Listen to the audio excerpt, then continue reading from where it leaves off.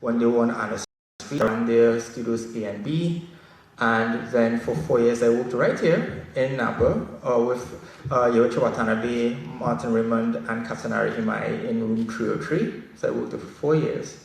And then afterwards, I started my own company called Lancaster Limited. I have been fortunate to be composing the soundtracks for award-winning films, and these films have won various awards in film festivals and been broadcasted on PBS and so forth.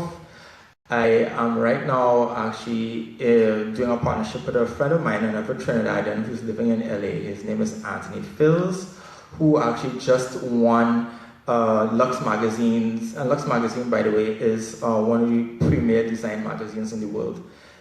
He won Best Designer, Staff Designer 2018 for North America.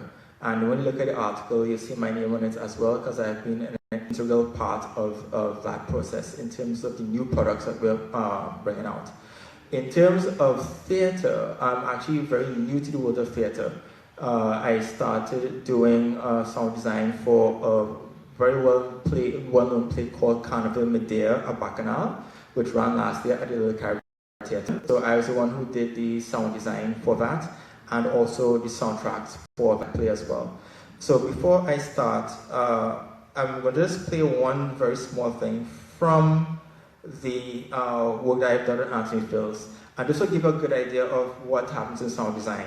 The only thing that I did not do for this was the actual voices, because I cannot, for the life of me, do a very American male voice or a very high English woman's voice. But everything else in it is mine, including all the sound design. You hear the different panning, the different sound effects, and also the music that you hear in the background, which was a version of the theme music I've done for the series.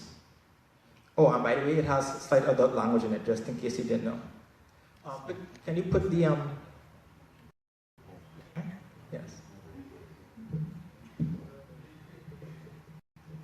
And hopefully this will actually plug in all the way. Yes. Right, it's on.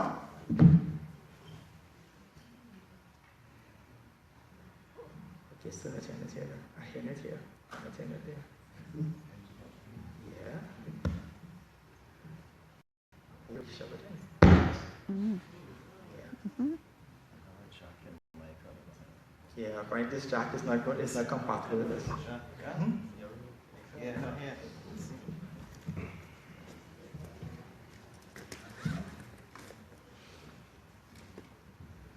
While we're getting the adapter jack, I want to mention one thing. And this is very, very, very, very, very important for everybody that's here. Throughout the past, yesterday, today, and I think tomorrow, you'll be hearing a lot of technical stuff. I know the people that are in the tech lab, you'll be learning a lot of math.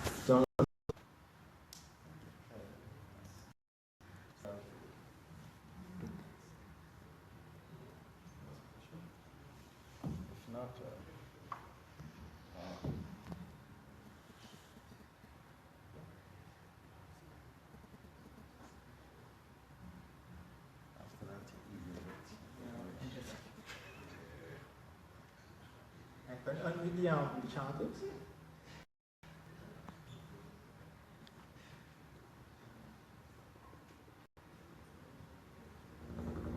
Okay. All right, there you go. All right, so just turn it up now. All right. So before I play this, let me just complete my line of thought. It's a service industry, and no matter how great your skills are, right, same with people. You're supposed to be world class, but if your human-to-human relations are very shitty, you're not going to get any work. Plain and simple, right? And that reputation will spread, right? So, and everybody in the panel knows this. Yeah, that's very easy. You know, that reputation will spread. So you have to. That does not mean you be a pushover for your clients. I'm not saying that. You're professional. But at the same time, you're dealing with people. Skills are not the issue. Skills can be learned through practice, right? Through some hard knocks, unfortunately, that happens, but that's life. But that's learned. But you're dealing with people, and you're in a service industry. Once you keep that in mind, everything Everything's right, so let's get this party started. Yeah, jump. This is Dr. Julian Fazan, Oasis Medical Research Group. After several meetings with the PowerShell development team and field operations specialists, who here will not be named, we've come to an impasse. We are not sure if the following download from Mr. Knight's PowerShell is evidence of high-level tampering or from a realm beyond our purview. The code name is Mission Beyond Time.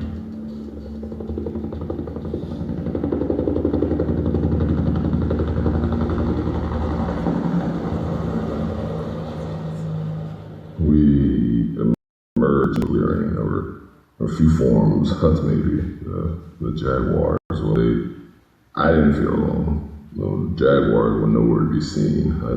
I didn't feel alone, and what's his name?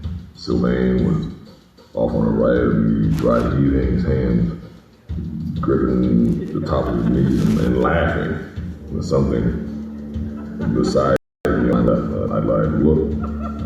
Yeah, so it was suspended a few feet away from me, and the air was PowerShell. I patted my body and no longer wore a PowerShell. And I looked at my hand, and my arm was down on my bare feet. I watched. I see a man approach, like from the distance, with a black hound or a shepherd. I know the man's walk. And suddenly he stands right in front of me, in my face, almost confronting me. It's the door. Mr. Knight, what the hell are you doing here? What am I doing here? Well, I'm supposed to be here. The better question is, what are you doing here? It's a bit early, isn't it? But let me guess, you're on a mission, right? Yeah, we're cut from the same cloth. The hound, the shepherd was like still now. He wasn't raging, but seated, like, ears alert, looking into the distance. What creature? You think so? That's Marty. She's a helper. Oh, yep, smart as a whip. She knows the place better than me. What is this place? Doesn't really have a name, but if you need a name, it might be called the precincts or the pyramid land. It depends. You haven't seen the pyramid, I guess. No? Well, it's over there a bit. You'll get there. By the by, it's not too far. You'll enjoy it. You're an adventurer by nature, like me. No? I think so. Cut from the same cloth. At my feet in the sand, a metallic black automatic pistol was revealed. Marty barked and summoned the dust storm.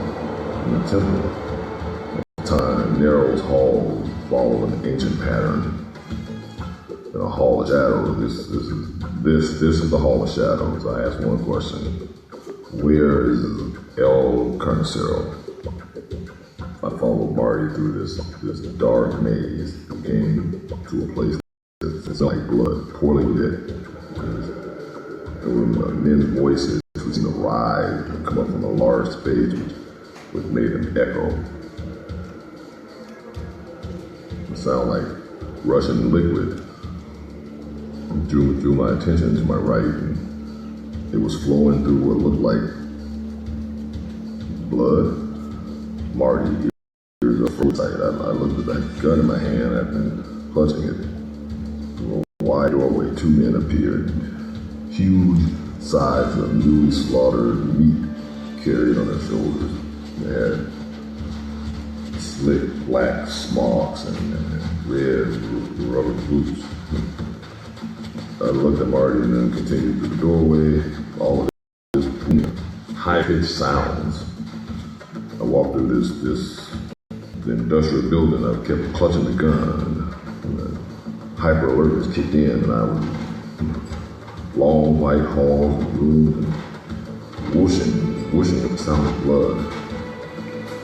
I thought I see more workers, but I didn't. Saw none. I could see and sense the presence of El Zero.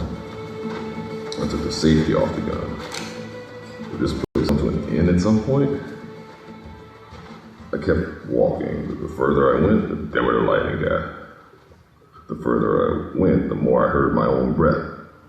So at long last, I saw a small, incomplete room. As he turned and noticed my presence, I saw that he already had drawn a large pistol. I fired twice. The first shot hit him in his shooting arm, and the second right in the torso. He made a painful grunt, twisted his body as aimed for the darkness. With the gun, I stayed back. I kept my aim dead on him. I was prepared to unload more bullets into him. I was surprised he could be taken so easily. Something was wrong. And then that soft blue light pulsed from El Carnicero's form. The light could only mean one thing: presence of a power shell. I immediately fired several more times at him and he sprang up. Of course, my bullets were useless against an activated power shell. His eyes, now mad with rage, pressed his lips together and aimed, but he didn't fire. He touched his neck through the light of the power shell, a bit of blood. He looked at me and he backed away. El Carnicero, he laughed into the darkness.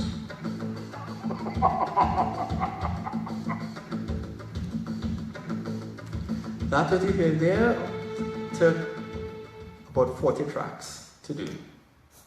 Right? So that included all music, all the sound design. The only thing that I did, of course, was the voices. That was actually sent to me from the company Phils. Did everything here, all the soundtracks, sent up to him. And that's one of the powers of sound design. You could take a simple dialogue, or in this case, it's actually a difficult dialogue because it's part of a series where he's in and out of consciousness. That's how come his voice sounds so disjointed in terms of the logic of his speaking. But what you do is that you're taking what he's saying and putting different elements into it to heighten the experience for the user. And that's the same thing in theater. As I had mentioned before, I did the sound design for Carver Medea, and my job was to actually make the sound of the era, which was post-war 1945-46. During the carnival season, at that time in Trinidad and Tobago, in a backyard, slums area. And to make the sound come from the stage in terms of the music that was played during that time, the sounds that you have heard at that time, and also well-known cultural idioms like the song Santi Manite. So for example, when the character comes and sings his song, he's not playing the guitar, you're actually hearing sound around him. I'll talk a little more about that as well, but I would like to pass the mic to. Okay, yeah. Hi. Good morning, everybody. For those of you who I haven't greeted or seen yet for the morning, Navid, I want to ask you something that was based on something I saw in Renee's presentation this morning. Renee, you were talking about having a successful setup audio-wise starts where you think about the end at the beginning. And what I want to ask Navid is, how does that apply to your practice of sound design? Moving from a live event stage where we think about the end in the beginning, all right? How does that apply to sound design for film?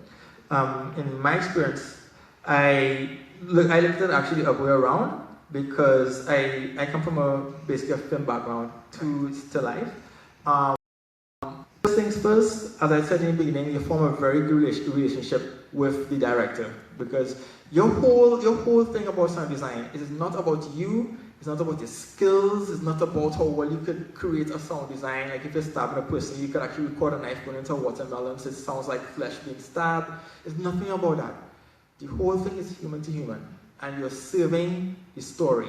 You're not serving the ego, you're not even serving the audience. The audience is paying you to get an experience. But what your primary purpose is to serve the story, right? So what I have done is that after being introduced to the director, her name is Roma Spencer. She's a very well-known playwright. She's a trainee. She lives in Canada now. We spoke at length about who we are. So we got access to each other. Then I signed something which I know you all would start to know if you all haven't known it yet, an NDA, non-agreement, right? So, to keep things secret, so saying what things are about to other people, business-wise, you have to learn to protect yourself and your reputation. And then she sent me the script. And the first thing as a sound designer, what I did was read the script, understand the script. And I called the director and asked more questions because you're thinking about the end, right? Once you read the script, obviously you're having ideas in your head of how this is supposed to sound. Now, the interesting thing about it is, as I said, you're serving the story. You would have an idea of what it is you want to hear, but that doesn't necessarily mean that's what the director wants, huh? Correct. So, after more ideas in your head, and you sketch your ideas, okay, this part in act one, you want to hear this and so forth, you actually run it to the director. And what she did for this particular play, for example, she said yes, no, maybe. And you don't just give them like one little sample. You're a sound designer. You're supposed to be a creative. That means you're supposed to have, for example, if a dog is barking, you give her 3-4 different types of dogs, for her to choose. Because as I said, you're saying story. Once she likes what she hears, then you start putting the different sequences together. And we'll talk more about that throughout the panel discussion, because that in itself is a process unto itself. Now, this one, I'm throwing out some questions for you guys on the table here, right? I hope you guys don't mind, but it's more or less, I would like to showcase to the students the way that sound design actually, there are a lot of commonalities, a lot of things that we share between whether we're on stage for theater, stage for musical performances, or we're looking at a movie or an animation, all right? And something that always comes up again, emotion, right? Sound, as I always tell students or anyone I'm talking to about sound, especially with film and on stage, sound actually is 90% of the emotional content of whatever we're looking at. And good sound will convince you of whatever it is you're hearing, So looking at sound design, we also have to look at what is the emotion that we're trying to convey. So for each of you guys, if you could just give us some points or some tips as to how do you capture certain emotions, or how do you find those emotions in sound to create that sense of that suspension of disbelief within your listeners? All right. Well, what we do in the theater is we work with sound designer. So what the sound designer would do, he would bring his sound effects and so on to us, and we can actually sit down and discuss where you want to place the sound. So to add realism to it, like if you see two actors on stage performing, you don't want to hear the sound coming from the main PA, right? You would want to make it sound as real as possible, where you have a speaker on stage right next to the phone. So your focus, you see the person going towards the phone, you hear the sound coming from there. That's your natural reflex. You don't want to see them walking towards the phone and you hear the sound coming from all up there. You want to add realism to it in theater. You basically just want to capture how the natural reaction would be. Where if you're doing something like in a forest, you would want to have the sound around the person so the audience feel as if they're in the forest. They hear any raindrops or whatever natural sound you would have. If it's like a gunshot, the gunshot you had there, you would see the person firing a shot on the left side of the stage, shooting towards the right. Your sound effects would be to do a quick pan. So it play with your ears as well. So you actually hear the sound move from right to left, right? Same goes if somebody walking from the front to the back. You have the sound move with that person. So in theater, you really want it as real as possible by placing as much monitors that you will have at your disposal. To make it, to have the audience wrapped in it and to add realism to the actual performance on stage. Yeah? Yeah. Thanks. Well, my angle is a little different because we do live sound, but our live sound is not necessarily in an ideal environment. So our focus tends to be to make sure that everybody in the room can hear the sound clearly in an environment that may not necessarily be suited for sound in the first place. Yeah. So whether that's an environment in the savannah, whether it's in a hotel lobby or waterfront or wherever. So we do multiple speakers, not necessarily in the same example. What I'd like to do is just say from a different angle, to share two things with technology. So let me take it from a technology point of view.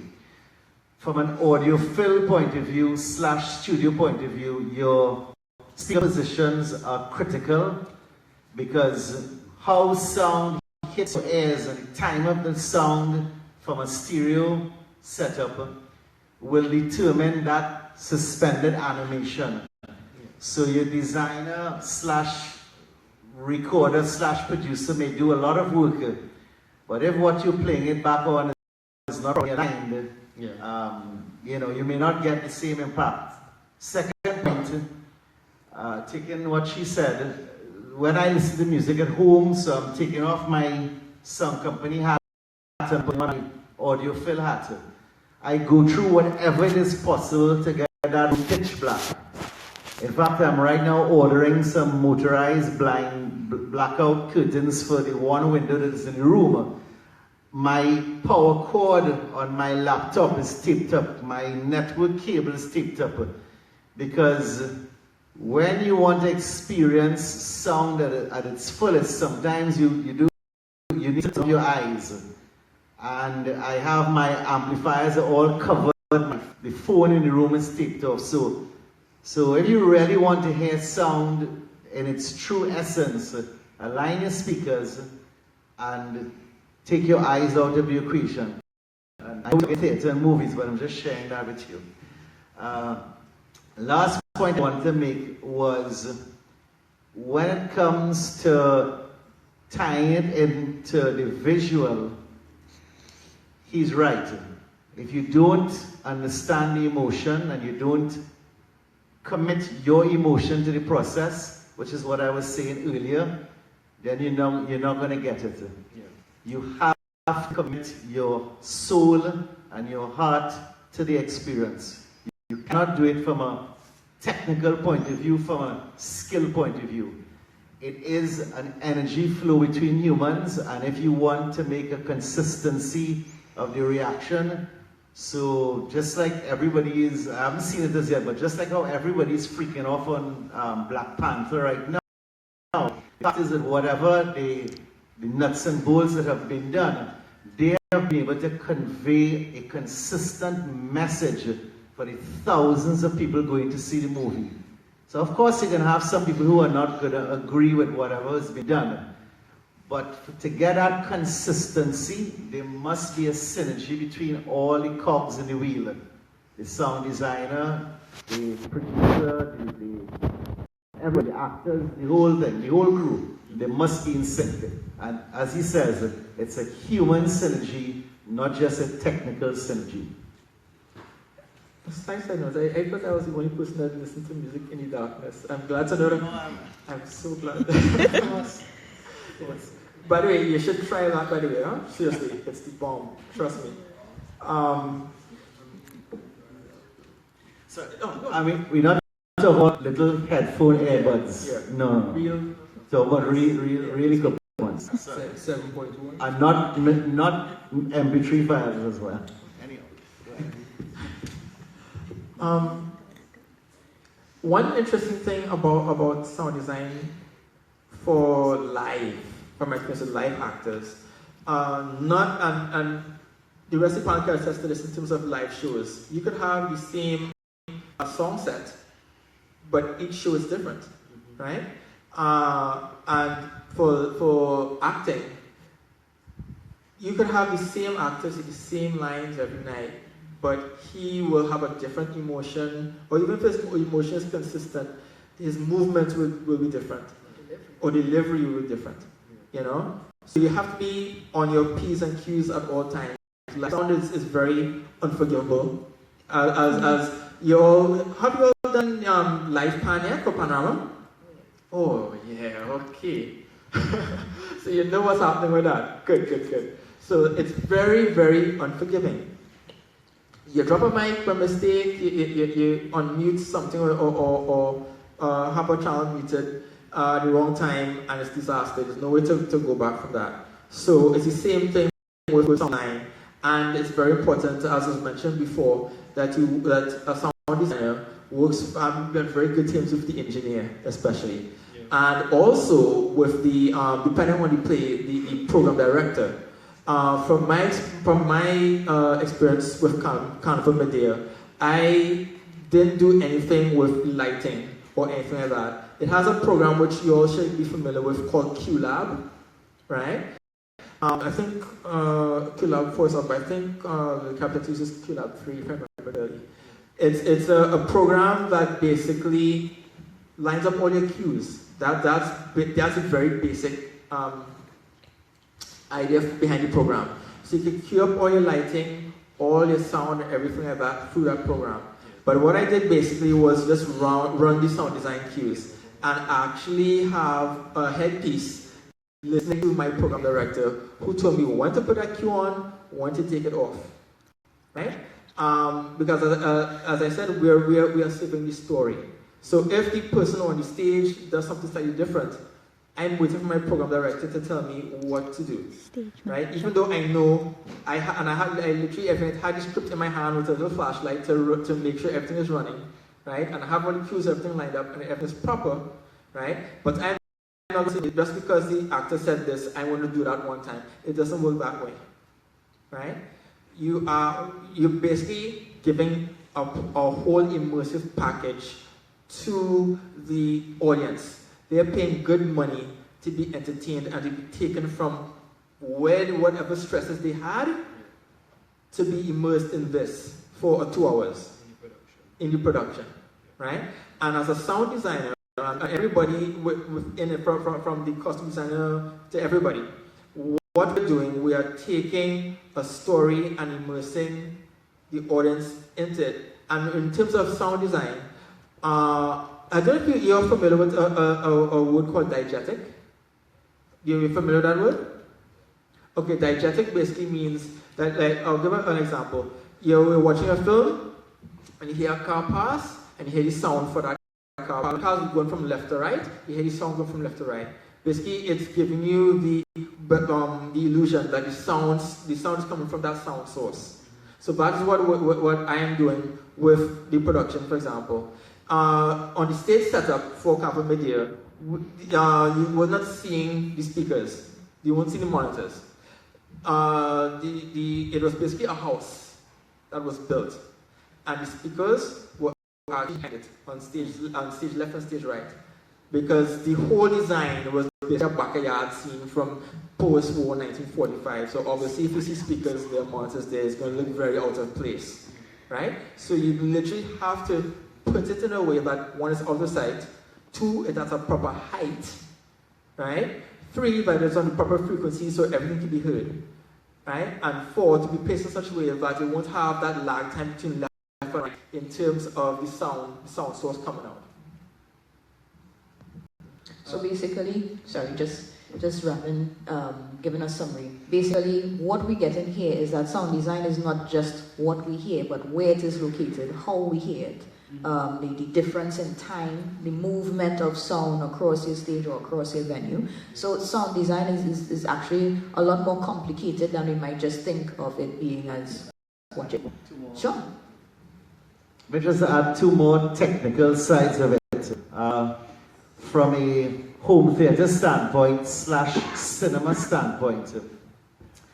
We've all heard about 5.1, we've heard about 7.1, which is multi-channel sound. We've heard the names Dolby moved around. Some of the new standards occurring now is something called Atmos, ATMOS, Atmos, and DTSX. What those are basically, and this is to make his job a lot easier, when a movie is being created, depending on the soundtrack and where it is going to be used, they have to actually develop the soundtrack for 5.1, 7.1, stereo, Nero, Dolby Digital, the whole process goes on. So it means it has to be remixed each time. Where the technology is going now is with Atmos, the receivers or the units playing back the track are a lot more intelligent. So when you are designing, you now design your song. Hello? Is it get a little louder? Or am I talking too loud? Yeah, you have to, you design your song in a 3D space. So it's no longer like you no longer say, well, look, give me a 30% pan to the left on this effect. No, you now have a roller mouse and you tell the program, I want this gunshot to appear in a 3-dimensional space here. And I want that song to go from here to over there. And you plot it on the mixing board using a 3-dimensional environment. When that sound is recorded, the song being played back in your theater or in your living room or home theater room, the receiver receiving the song says, okay, how many speakers I have connected? Okay, so I have 5 speakers. He wants this bullet to go from here to there. I'm going to trigger the necessary speakers to create that 3-dimensional effect. So that's where the technology is going with regards to sound design. It's going to make things easier as you adapt. I'm forgetting what my second point is. I'll remember it in a short while. Go ahead. Something that, just to steal away for a little bit, something about sound design that I think is a little bit contradictory in our culture and has a huge impact on the sound design is the importance of silence. And I heard a little bit of it as you were talking about the gunshot, just before the gunshot. And we tend to not realize how important this silence is. Because, and as Sheldon mentioned it, with live, you know, we hear a little bit of silence, and Rennie as well, in between a speaker talking, and we get panicked thinking, you know, something is wrong. But that silence, when we are experiencing sound, that's right, it brings drama, it brings a certain amount of tension to the listener. So, exactly, what is about to happen next? You don't know what's about to happen, and it always takes you by surprise. So, if you guys could comment for me about the importance of that silence, or how it can actually be used in all the realms, not to make your audience feel like something is wrong when they're experiencing technical difficulties. All right.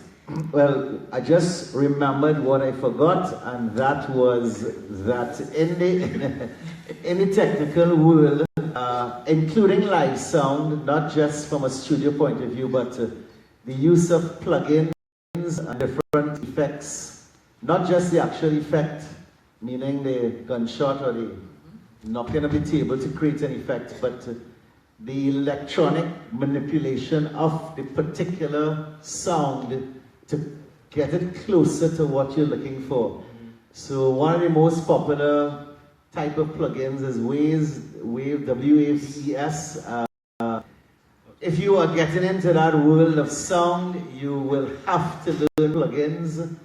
In the international market, you may have known singers, and I'm not saying I know this for a fact, but somebody like a Beyonce would probably have at least 5 plugins in series in her voice before it actually gets to the audience.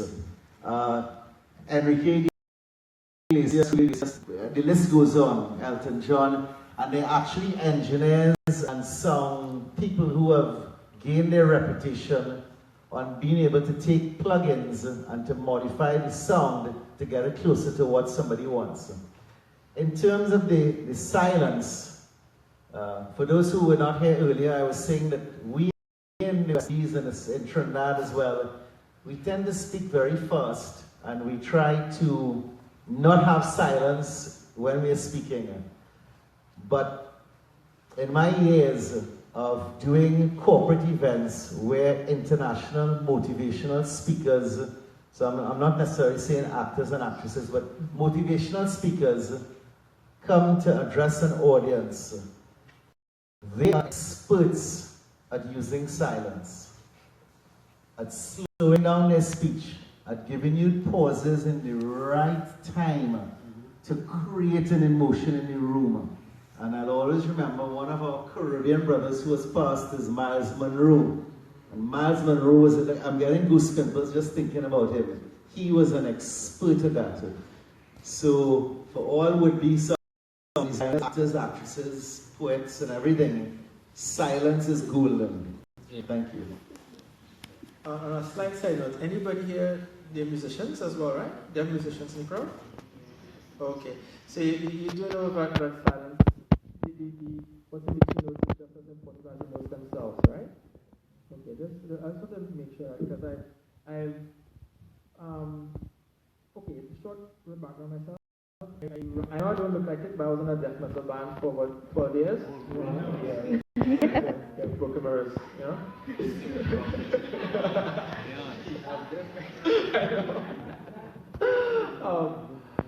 So I love noise, right? As you know, I really love noise. Death metal, yeah. You don't have to growl on the snow. You don't have to growl much, man. But for paying audience, it's like a conversation. Sound design, musicianship, these kind of things, right? You're literally having a conversation. If not, you're just blurting nonsense, and it'll be incomprehensible to the audience, right? So keep that in mind. You're basically creating a conversation or a world or a realm for the viewing or listening public. So keep that in mind as well. A good thing with that is, if you ever try reading an article and remove the full stops and commas and so on, and try to remember what you started saying. You know, you would never remember. The full stops and commas or the silence is to help your brain process the information that you just received. If you don't have those silent moments and so on built into your normal speech, when you're writing or so on, your brain will just come like hodgepodge. You'll forget the first thing that was said and just remember the last, before your brain didn't get a chance to process any information. That alone is very important, to have that silent moment, as well as it will add suspense and drama to anything, because your brain will be asking you, okay, what next? I already get this part of it. What now are we going to do? And then it will throw in a gunshot, or sometimes it might just be a light flashing. It don't even have to be a song. You know, that will trigger something in your brain. You know, so silence is very, very important. And a lot of the times when they're doing their production, they actually make a certain amount of silence into the show. Right? If you're watching a horror versus action, they have a certain amount of silence built into it to add that extra emotion that they want. So that's a really contrasting point to sound, thinking that silence could actually make sound better. Yeah. You know, but a lot of the times we don't think about what actually makes our experience of sound better, because if we think about it, we might realize that the sounds aren't as real as the experience we feel in. Navid, you talked about stabbing a watermelon with a knife to give sounds of flesh. A lot of the sounds we hear in movies, and even on stage, they are fake. They are not the real sound. You might be hearing a car speeding by, and it's actually a Ferrari when you're looking at a Toyota Corolla. Right? You might hear a door open, but really what you are looking at is a bus door opening. You know, and we tend to fool people with sound all of the time to create that suspension of disbelief. So how has that benefited, or how is it used a lot for your work, Navid? Okay, so that clip that you heard that I played, it has episode 1 of that where you hear footsteps walking, and then you hear a door opening, like an electronic door, where you hear a key card, goes in. Then you hear walking again. So the typewriter, which you heard in the beginning. That door that was opening was actually a sound effect of a refrigerator door, and a beep from if I remember clearly, it's a beat from a clock or something I'd used, right, which I edited and faded out the very end part, so it's like about a quarter second. So you can like beep like that, and that was actually a fridge door. But it gives the illusion of a nice big electronic door in a high security area. The nice thing about what I did for productions like these is that I could take various things that are not related to them, mix them, and create something else, which is another skill a sound designer will have to use through experience and learning about sound design, where you actually take things that are not related sound-wise and create something new, right? And then put it in the context of the production, and then people just naturally associate it. So, for example, breaking of bones, bone breaking, right? You gotta take celery. Get of course a good Microsoft. Take celery and break it. You add that to an action film where somebody's hitting somebody's arm and the arm twists like that, and you think, oh my gosh, that person got his bones broken. No, that was just a stick of celery, just cracking, right? Because you're not gonna go find bones and crack them, and that's time wasting. So no one is going to volunteer. So nobody's gonna volunteer that. So you break the celery, you record that sound, and then you cook the celery after and have a good dinner after with whatever food you're eating.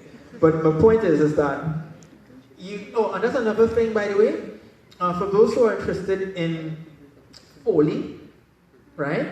I would strongly recommend that you create your own library of sounds, right? Don't rely too much on the sounds that you get from. And I mean, yes, I do have some banks of sound, as that's important and stuff like that. But for a local context, it's great to have some local sound as well. So, for example, I don't think I have it on this phone here. If not, I'll play it. Actually, I think I have one. Yeah, I do. Dealing with a sukuna. This is for an app called 20 Stories, 20 Days. And one of the actresses in that, her name is Melanie. She does, for those who are the anime and stuff like that, she does a few voices for video games and these kind of things.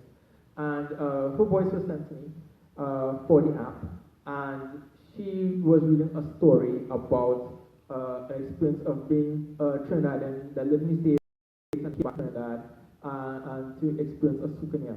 So, for example, I used like timbali, and a couple other sound designs, and also somebody flicking a flame, stretched out that audio to create a fireball of a souvenir, right? Because obviously you're not gonna go in the country and try and find a souvenir. That's not gonna happen. So you have to create, especially since we're talking about local context here, a lot about about it as well. We have sounds in Trinidad that are unique to Trinidad culture, that are unique to the Trinidad experience. So it would be nice to create that. I also, for people who are musicians, I would recommend a company called Indie Sounds. Nice, yeah, Indie Sounds, they're awesome. I've yet to buy the latest pack that came out with the task. I don't have fun with that. But I have the steel pan one, and that one is the best one I've ever made. And by the way, those sounds are recorded right here in Napa, by the way, right? Yeah, clap. By students. I think it was also headed by Mr. Martin Raymond as well in terms of the recording. They also brought out Soca Starter Pack 1. They also brought out Lavatory Room section, and that is the boss. That's the first one I brought. Because nobody will have a lavatory room section except for Trinidad and Tobago. And they actually created that for contact, right? Contact with the instrument. So if you want to take those sounds and incorporate it into things, I would highly recommend it, because trust me, nobody else in the world has the kind of sounds that we have. Right? And then take those and find ways to incorporate it in your design, right? In your production, in your theater production, And I mean, bearing in mind, on a technical point of view, these are sounds. So you could actually take them and manipulate them for whatever you want to. And that's what I like doing. So for example, I'm saying in Digi Sound set I have with last rhythm section. I don't use it the way regular people use it. I take it and twist it to other things. So and I was speaking to Martin about it, like you thinking last rhythm sections of full-fledged orchestra. That never happened. You know? So try things like that. And then take that and put that in a production and see how it works. So a question, but on a side note, just to keep you all posted, we have done amplification of Lavender Rhythm section for the last 2 years in Lost Tribe. So Lavender Rhythm section actually on the road for Carnival, they are an actual separate music truck. And the experience seems to be so successful that well, I don't know how many of you all know, but Tribe is Tribe, Bliss, Lost Tribe, Part of Heart, Rogue, etc. And every year what they do is they try to have a last lap in what's now known as the Nelson Mandela. And such was the experience of having Lavender Rhythm section as a live entity being amplified, that they showed that truck as one of the trucks to go into the last lap venue. Normally the conditions of choosing a truck for last lap would have been In that terms, which truck have the loudest pong and biggest bass and all that sort of stuff, but because the essence of the rhythm section, so that's just to keep you in line with where Lavender Rhythm section is actually moving to different levels, and that's us, that's our own. The question I wanted to ask from a sound designer's point of view is, I have observed, I mean, I have my own thoughts in it, but I just want to find out the use of low frequencies / bass, where if you were to look at so for example, a real gunshot may not necessarily occupy the same frequency spectrum as one that occurs on a movie, like a machine gun. Could you comment on the use of low frequencies for sound effects on movies and how it applies to the emotion, and why perhaps there's a slur of inaccuracy, and why? In film, just like mixing with vocals, the most important thing is the dialogue. That's the first thing, right? Dialogue is up in front. How my theory about it and how I do is that I leave that band alone. I leave that band alone, and everything that deals with sound design is above and below that band of dialogue. It all depends on the production itself, right? That's the first thing. So definitely no one size fits all with this. In terms of gunshots, if you're looking at gunshots specifically, okay. Let's hear explosion. Okay, an explosion. All right. If it's an explosion, it literally depends on. I did a sound design for a game where there's big robots and stuff like that they're shooting, right? So that literally took me, and that had everything from firing up the guns, and by the way, that means I had to go almost frame by frame to sync the guns together, because it makes no sense putting a sound like that and have like this and the sound going a different way in terms of the, right?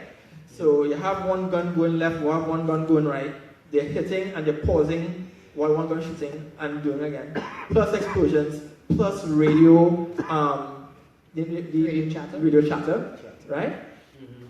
Now, the way how I put it in a hierarchy, right? And the hierarchy also depends on what I'm seeing on the screen. So for example, explosion in far away, obviously lower volume. Explosion is closer, larger volume.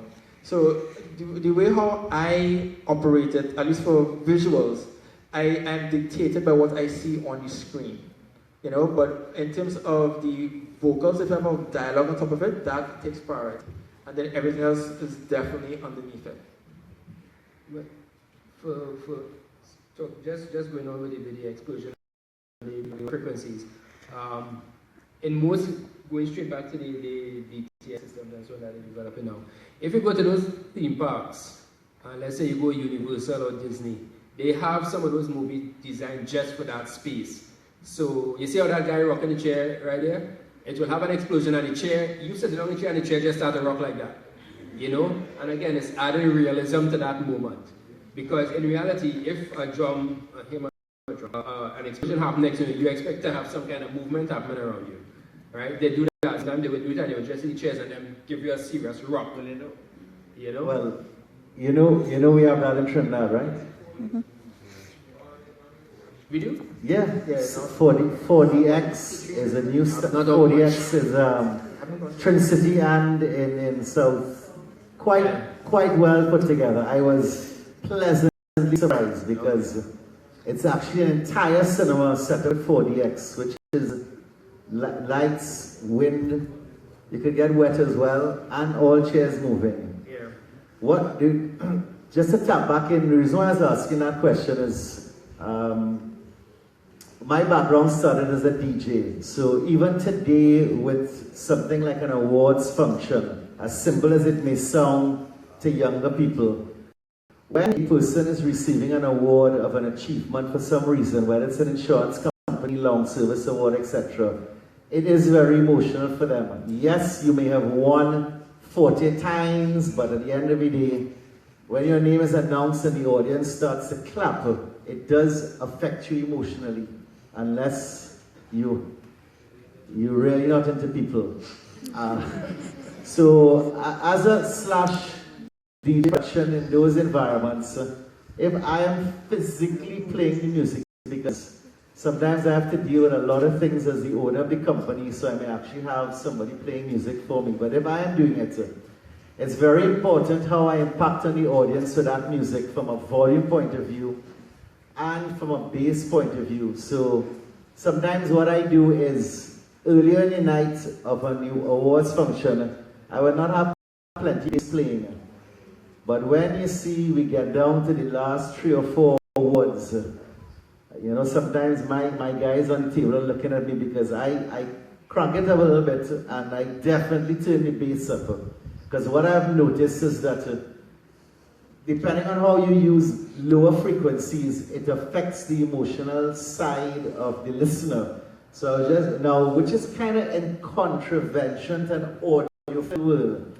Because an audiophile world is trying to get sound as accurate as it is in the real world. So that's one end of the spectrum. So I kind of sit on both ends. On the other end, I have used bass to create an impact on the emotion of the listener. But I'm not a specialist sound designer, so I just wondered how it relates to your industry. Mm-hmm. It's on a side note about what you talk about bass.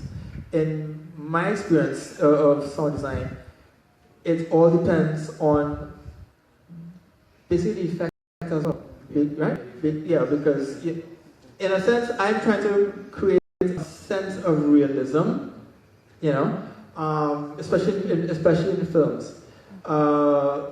So if it's a bass, the bass has to come from somewhere, from someplace. Oh, by the way, on a side note to that with the bass, one of the sound designer's jobs is to direct the attention of a viewer. So you could have some action going on here, but if a person is coming from this side or a situation is coming from this side, you could actually create the sound design pan from this side.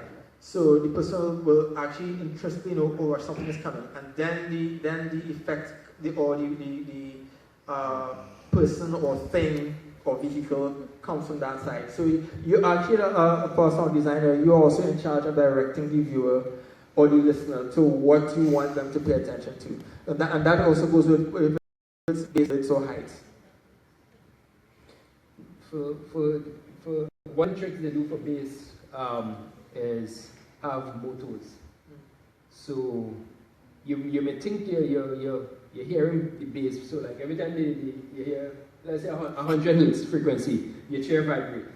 So you really think you're getting right. That's some of the tricks that they do. So you hear boom, and your chair, motors below your chair vibrates they have real low frequencies when it's just a vibration. Right, and they're actually triggering your of feeling as well, Exactly. moving your sense from Yeah. just hearing into feeling as well, and that really takes the experience to a whole nother level. Exactly. Yeah. Alright guys, well we are going to wrap up shortly. I'm going to open the floor now for questions from our lovely audience here who has been so attentive this morning. Thank you for being so attentive to us. Feel free to step up to the microphone and ask any questions that you all have relating to sound design for film, for stage, for theatre. Don't be shy. Since I know most likely all of you will be going into either film or theatre. Students under Still morning. Good morning, all. Morning. Excellent session. I'm very happy that I'm here to listen to the experience on that table. It's like super phenomenal. I like what you all are saying. I have two questions.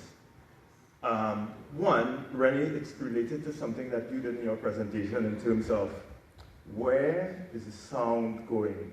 So you guys, all three of you, all four of you, some of the audience as well, will sit in your nice, cozy, comfy room, listen to your sound that's reaching now to 7 point whatever, and you listen and appreciate that sound.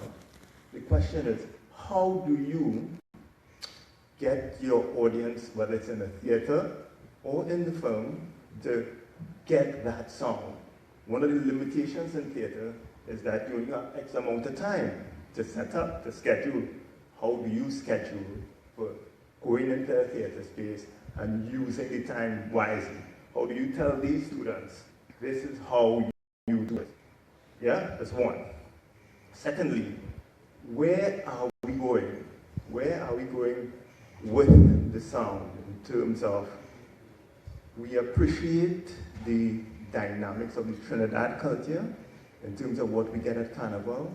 Rennie, you explained that Kes likes the sound a particular way, but how do you get, how this generation takes the audience, appreciate Kes' mellow sound, his laid back sound, and the overall movement we get from sound at a Carnival fete, how it could annoy us at times because it's so disjointed and so not what it should be.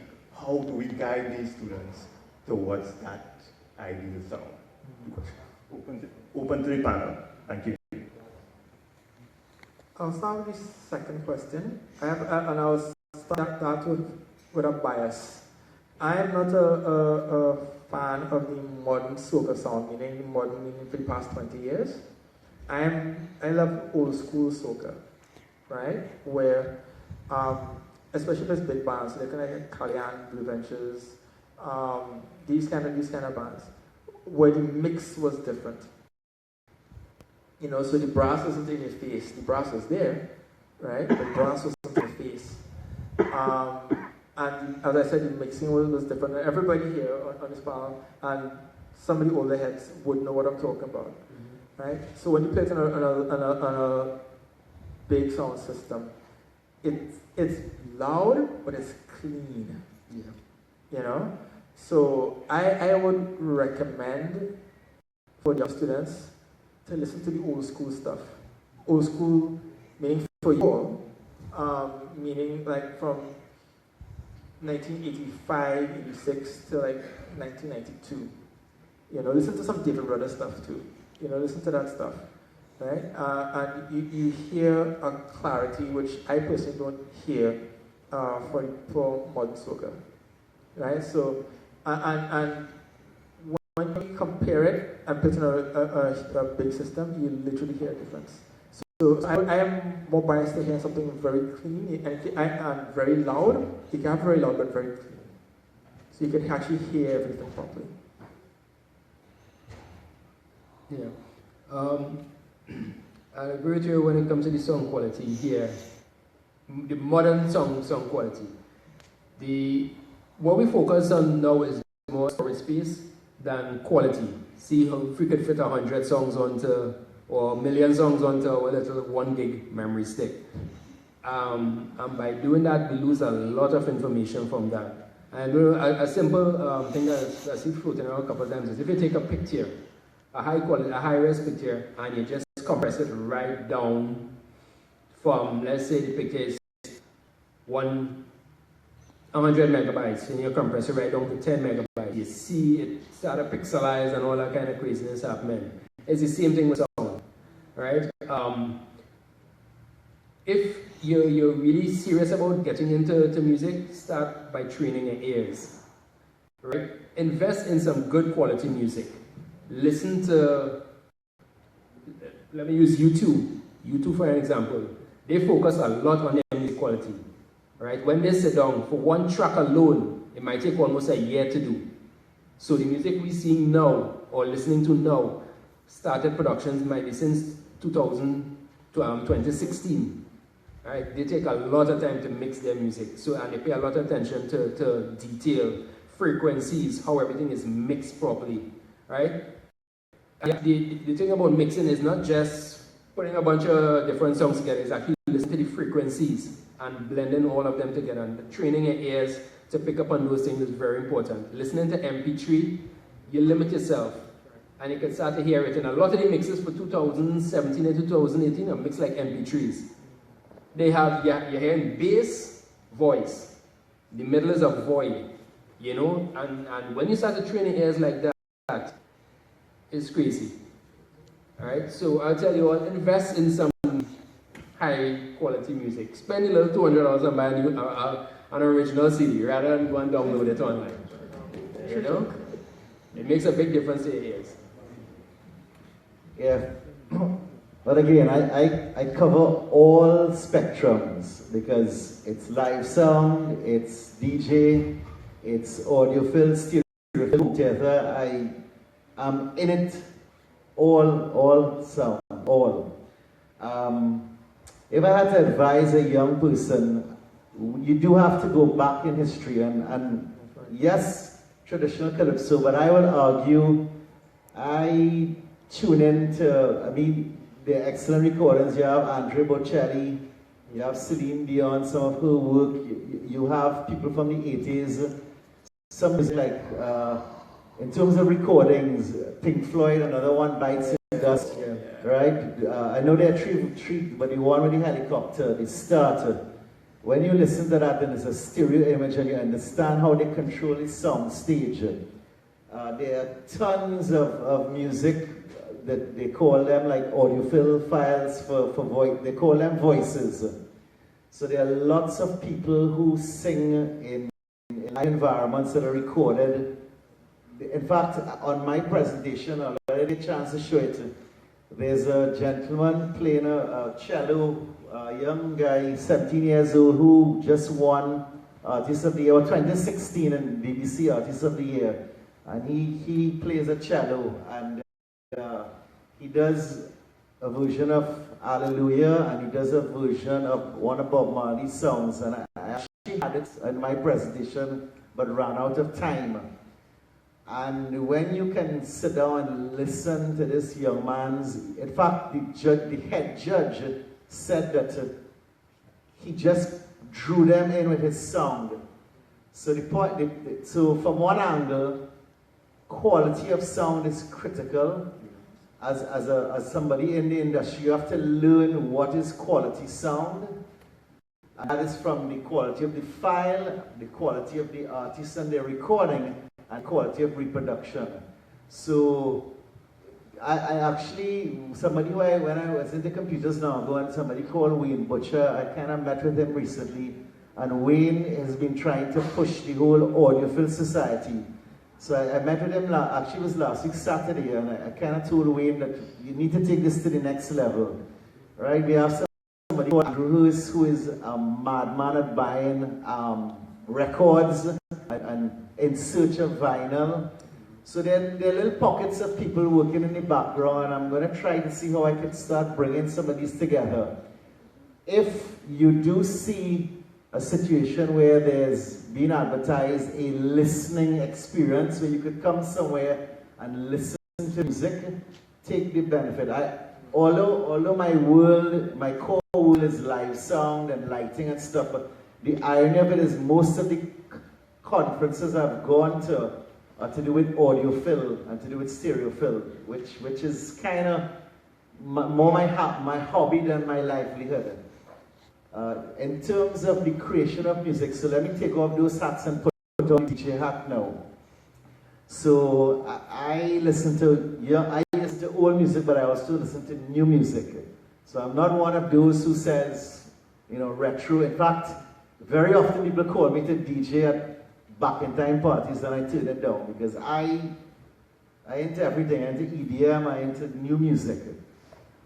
The challenge that we are faced with as an industry is what excites people in a party environment. And I think what has happened is that the BPM and the reduction of space in the music is a little bit more exciting for a younger audience now than an older audience. So EDM is very successful in the industry now.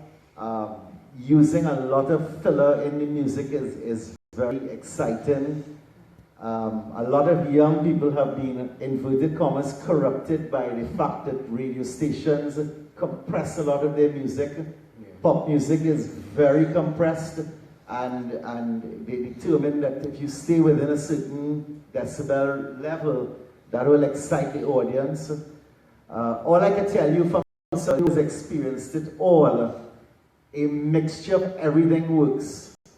So what a lot of young DJs or musicians make mistakes with is it's early in a party and you're playing music and everything is over 100 beats per minute. And that is not, it's like the body can't catch up, the human can't catch up. You now walk in the party, you haven't had a drink as yet. You know, you can't what's the right word? Stimulate. Yeah, you can't overstimulate. So when you're choosing how you're going to impact on your audience, I've heard many people refer to it as in terms of a man and a woman and their energy. As a man, you can't just come in and start talking to a woman and you're tracking her and you're giving her 100 miles an hour. You need to pace it and you need to have a growth path. And it's the same thing with music and an experience. The other thing as well is understanding the flow of the energy. So I always make fun of young DJs on the road today because a lot of Trinidadians believe in cut mixing. So you're playing a song, you cut it.